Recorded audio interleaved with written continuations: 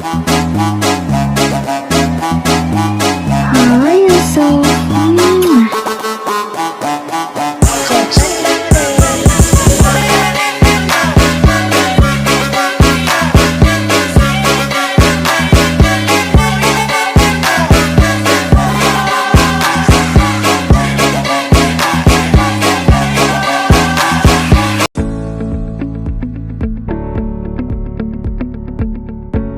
Menurut Lord James Bryce, konstitusi adalah suatu kerangka negara yang diorganisasikan melalui dan dengan hukum, yang menetapkan lembaga-lembaga yang tetap dengan mengakui fungsi-fungsi dan haknya.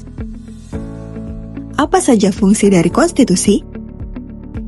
Yang pertama adalah membatasi atau mengendalikan kekuasaan penguasa agar dalam menjalankan kekuasaannya tidak sewenang-wenang terhadap rakyatnya. Kedua, memberi suatu rangka dasar hukum bagi perubahan masyarakat yang dicita-citakan tahap berikutnya. Ketiga, dijadikan landasan penyelenggaraan negara menurut suatu sistem ketenagaraan tertentu yang dijunjung tinggi oleh semua warga negaranya. Dan yang keempat, menjamin hak-hak asasi warga negara. Lalu, apa saja jenis konstitusi? Menurut C. Armstrong, konstitusi dapat dibagi menjadi dua. Adapun macam-macam konstitusi adalah sebagai berikut. Yang pertama, konstitusi tertulis, yaitu suatu naskah atau dokumen yang di dalamnya terdapat penjelasan kerangka dan tugas-tugas pokok dari badan-badan pemerintah serta menentukan bagaimana cara kerja badan pemerintah tersebut. Konstitusi tertulis ini disebut juga dengan Undang-Undang Dasar. Yang kedua, konstitusi tidak tertulis, yaitu suatu aturan atau norma yang tidak tertulis, yang telah ada dan dilaksanakan oleh penyelenggaraan negara. Konstitusi ini disebut juga dengan istilah konvensi. Konstitusi apa saja yang pernah diberlakukan di Indonesia? Dapat dilihat pada tabel berikut.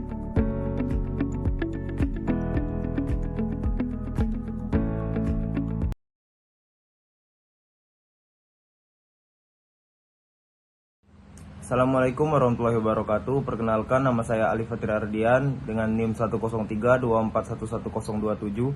Saya berasal dari kelompok 2 Pendidikan Kewarganegaraan. Pada kesempatan kali ini, saya akan menjelaskan tentang kasus yang akan kami usut, yaitu kasus dugaan korupsi PT Timah yang menyebabkan kerugian negara mencapai 271 triliun atau saat ini telah lebih dari 300 triliun yang merupakan salah satu kasus terbesar yang sedang diusut oleh Kejaksaan Agung. Kasus ini terkait dengan aktivitas penambangan ilegal timah di Bangka Belitung yang telah merusak lingkungan secara signifikan. Berdasarkan perhitungan dari pakar kehutanan serta ahli lingkungan, kerugian ini mencakup kerusakan ekologis serta biaya pemulihan lingkungan di kawasan hutan dan non-hutan yang terdampak oleh aktivitas tambang liar ataupun tanpa izin. Kerusakan lingkungan yang ditimbulkan dari penambangan liar ini mencakup wilayah yang sangat-sangat luas, bahkan termasuk di kawasan hutan lindung dan juga taman nasional. Dari total sekitar 170.000 hektar lahan tambang, sekitar 81.000 hektar lahan tambang yang tidak memiliki izin usaha penambangan atau yang biasa disebut IUP. Dan sebagian besar lahan ini berada di kawasan hutan. Dalam proses pengusutan, Kejagung telah menetapkan beberapa tersangka, termasuk tokoh-tokoh bisnis besar seperti Harvey Muiz dan juga Helena Lim. Harvey Muiz diduga berperan sangat penting dalam memfasilitasi operasi pertambangan ilegal dengan cara dia menyewakan alat-alat peleburan timah secara ilegal dan juga tanpa izin. Kasus korupsi senilai 271 triliun rupiah yang terkait dengan PT Timah berhubungan erat dengan beberapa nilai dan norma konstitusional yang diatur dalam Undang-Undang Dasar 1945 dan undang-undang lainnya di Indonesia. Berikut akan saya jabarkan beberapa nilai dan norma tersebut yang terkait dengan kasus korupsi. 1. Nilai anti korupsi dan supremasi hukum. Pasal 1 ayat 3 Undang-Undang Dasar 1945 menegaskan bahwa Indonesia adalah negara hukum. Ini berarti bahwa segala bentuk tindakan, baik tindakan pemerintahan maupun tindakan ekonomi harus berlandaskan hukum yang jelas dan tegas. Korupsi sebagai pelanggaran hukum yang serius melanggar prinsip supremasi hukum ini. Selain itu, pasal 27 ayat 1 Undang-Undang Dasar 1945 menyatakan bahwa semua warga negara bersamaan kedudukannya di dalam hukum dan pemerintahan. Kasus korupsi ini menunjukkan adanya pelanggaran kesetaraan hukum, di mana para pelaku menggunakan pengaruhnya untuk menguntungkan diri sendiri dan merugikan banyak orang secara ilegal yang bertentangan dengan norma ini. Yang kedua adalah pengelolaan sumber daya alam.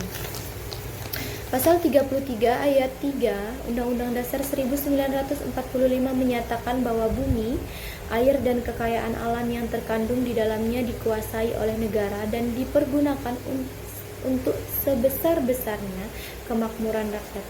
Korupsi dalam sektor pertambangan seperti yang terjadi dalam kasus PT Timah merugikan negara dan rakyat karena sumber daya alam yang seharusnya digunakan untuk kepentingan bersama, untuk kesejahteraan bersama, justru dimanfaatkan secara tidak sah untuk kepentingan pribadi. Kerusakan lingkungan yang disebabkan oleh aktivitas pertambangan liar juga bertentangan dengan prinsip keberlanjutan yang diatur dalam undang-undang, termasuk Undang-Undang Lingkungan Hidup. Korupsi dalam sektor ini tidak hanya merusak ekonomi negara, tapi juga merusak lingkungan hidup yang merupakan hak semua warga negara yang wajib dilindungi oleh pemerintah maupun semua kalangan. 2, 1. Assalamualaikum warahmatullahi wabarakatuh. Yang saya hormati Bapak Pengasuh Mata Kuliah Pendidikan Kewarganegaraan Bapak Muhammad Hijran serta teman-teman, terima kasih waktunya yang telah diberikan kepada saya. Maka izinkanlah saya untuk menjelaskan tentang hak asasi manusia dan lingkungan serta akuntabilitas dan transparansi. Yang pertama saya akan menjelaskan tentang hak asasi manusia dan pelindungan lingkungan.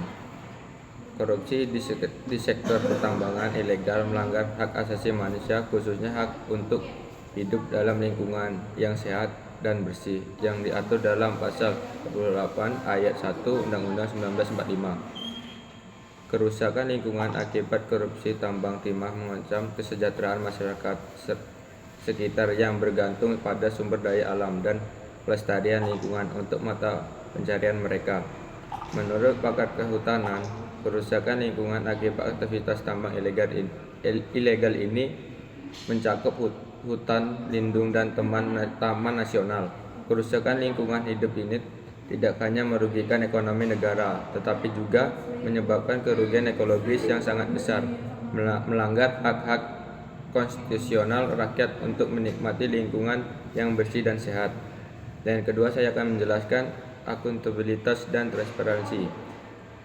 Norma konstitusional yang terkait dengan akuntabilitas dan transparansi juga dilanggar dalam kasus korupsi ini.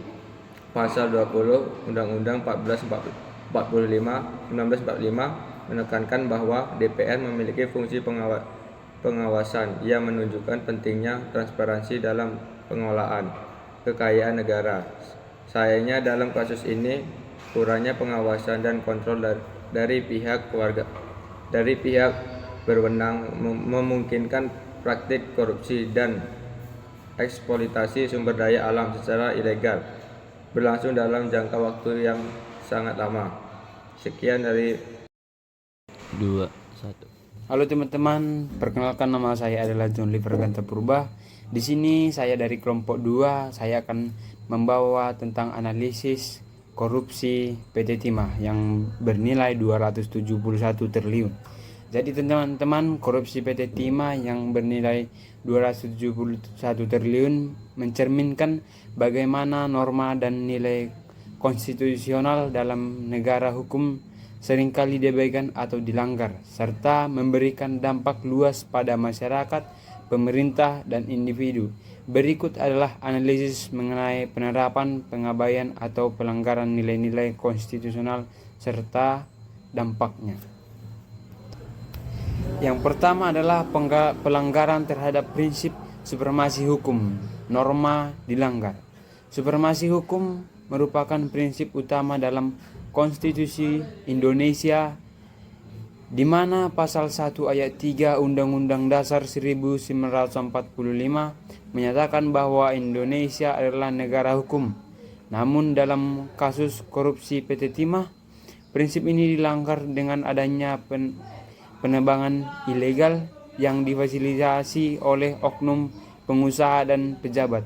aktor-aktor yang terlibat seperti Harvey Moise memanfaatkan celah hukum dan mengaruhi politik untuk melakukan korupsi sehingga melanggar aturan hukum yang berlaku. Jadi teman-teman, di sini akan saya sampaikan dampaknya, yaitu dampaknya pelanggaran terhadap supremasi hukum ini menciptakan ketidakadilan bagi masyarakat yang seharusnya mendapat manfaat dari sumber daya alam negara. Selain itu, kepercayaan publik terhadap pemerintah dan lembaga penegakan hukum juga menurun atau kurang percaya kepada lembaga tersebut karena adanya kesan bahwa hukum tidak ditegakkan dengan konsisten, terutama dalam kasus besar yang melibatkan aktor kuat. 2. Pengabaian akuntabilitas dan transparansi. Norma dilanggar. Undang-Undang Dasar 1945 melalui pasal 20A mengatur bahwa lembaga legislatif seperti DPR memiliki fungsi pengawasan untuk memastikan transparansi dan akuntabilitas dalam pengelolaan sumber daya alam. Dalam kasus PT Timah, pengawasan ini diabaikan, sehingga korupsi dapat berlangsung dalam jangka waktu lama tanpa terdeteksi. Hal ini menunjukkan bahwa mekanisme pengawasan tidak berjalan efektif. Dampak: kurangnya transparansi dan akuntabilitas menyebabkan kerugian negara yang besar, dan masyarakat kehilangan kepercayaan terhadap lembaga-lembaga pengawas pemerintah.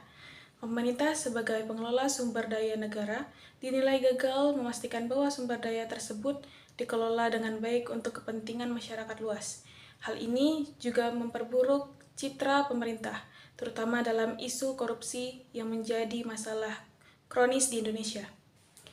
3. Pelanggaran hak asasi manusia terkait lingkungan. Norma dilanggar. Pasal 28H Undang-Undang Dasar 1945 menjamin hak setiap warga negara untuk hidup dalam lingkungan yang bersih dan sehat. Aktivitas penambangan ilegal yang tidak terkontrol menyebabkan kerusakan lingkungan yang parah, terutama di kawasan hutan lindung di Bangka Belitung. Korupsi ini secara langsung melanggar hak masyarakat untuk hidup di lingkungan yang lestari. Dampak: pelanggaran ini mengakibatkan kerusakan ekosistem yang luas dan menurunkan kualitas hidup masyarakat lokal. Kerusakan ekosistem tidak hanya mengancam kehidupan flora dan fauna, tetapi juga mengancam mata pencaharian masyarakat yang bergantung pada sumber daya alam tersebut. Selain itu, biaya pemulihan lingkungan akan menjadi beban negara dan masyarakat di masa mendatang, memperberat dampak ekonomi dari kasus ini. Halo semuanya, perkenalkan nama saya Irfan Tumeang dengan NIM 103241008. Di sini saya akan menjelaskan tentang pengabaian terhadap kesejahteraan rakyat dan pengelolaan sumber daya alam. Norma dilanggar. Pasal 33 ayat 3 Undang-Undang Dasar 1945 mengamanatkan bahwa kekayaan alam Indonesia harus dikelola untuk sebesar-besarnya kemakmuran rakyat. Dalam kasus PT Timah, pengelolaan sumber daya alam tidak dilakukan sesuai dengan ketentuan tersebut. Kekayaan timah yang seharusnya menjadi milik publik justru dimanfaatkan oleh segelintir individu melalui praktik korupsi. Dampak terhadap individu dan masyarakat. Pemerintah terutama lembaga-lembaga terkait dan penegakan hukum dipandang gagal melaksanakan tugasnya. Hal ini menciptakan ketidakpercayaan masyarakat terhadap pemerintah dan bisa mempengaruhi stabilitas politik serta demokrasi di negara tersebut. Masyarakat. Dampak terhadap masyarakat sangat luas, baik dalam bentuk kerugian ekonomi, sosial maupun lingkungan. Masyarakat sekitar wilayah tambang yang seharusnya mendapatkan keuntungan dari sumber daya alam justru terdampak negatif oleh kerusakan ekologi, polusi, dan hilangnya sumber daya alam untuk generasi mendatang. Dampak bagi individu. Para pelaku korupsi setelah terungkap akan menghadapi proses hukuman yang berat. Hukuman bagi para koruptor ini penting untuk memberi efek jerak dan menunjukkan bahwa hukum ditegakkan tanpa pandang bulu. Terima kasih. Di sini saya akan menjelaskan tentang rekomendasi dan kesimpulan. Yang pertama yaitu rekomendasi untuk menangani kasus korupsi PT Timah dengan kerugian negara lebih dari 300 triliun di masa yang akan datang. Yang pertama yaitu penguatan kelembagaan anti korupsi, tingkatkan independensi lembaga seperti KPK, Kejaksaan, dan pengadilan tentang korupsi lainnya sesuai dengan prinsip supremasi pasal 1 ayat 3 Undang-Undang 1945. Ini memastikan bahwa hukum ditegakkan tanpa pandang bulu dan konsisten. Yang kedua yaitu transparansi akuntabilitas, yaitu terapkan sistem audit dan pengawasan yang lebih kuat pada BUMN dan sumber daya alam sesuai dengan hak atas informasi publik sesuai dengan pasal 28F Undang-Undang 1945, yaitu transparansi akan mencegah penyalahgunaan kekuasaan. Yang ketiga yaitu penegakan hukum yang tegas, berikan sanksi berat bagi pelaku korupsi serta pengembalian aset negara berdasarkan prinsip kesetaraan di hadapan hukum sesuai dengan pasal 27 ayat 1 Undang-Undang 1945.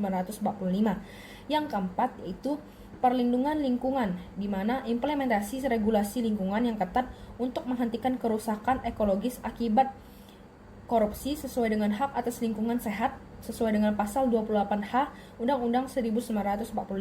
Dan yang terakhir yaitu peran masyarakat dan media untuk mendorong keterlibatan masyarakat dan media sebagai pengawas eksternal yang kritis, melindungi kebebasan berpendapat sesuai dengan pasal 28E Undang-Undang 1945 untuk memastikan kontrol sosial yang efektif.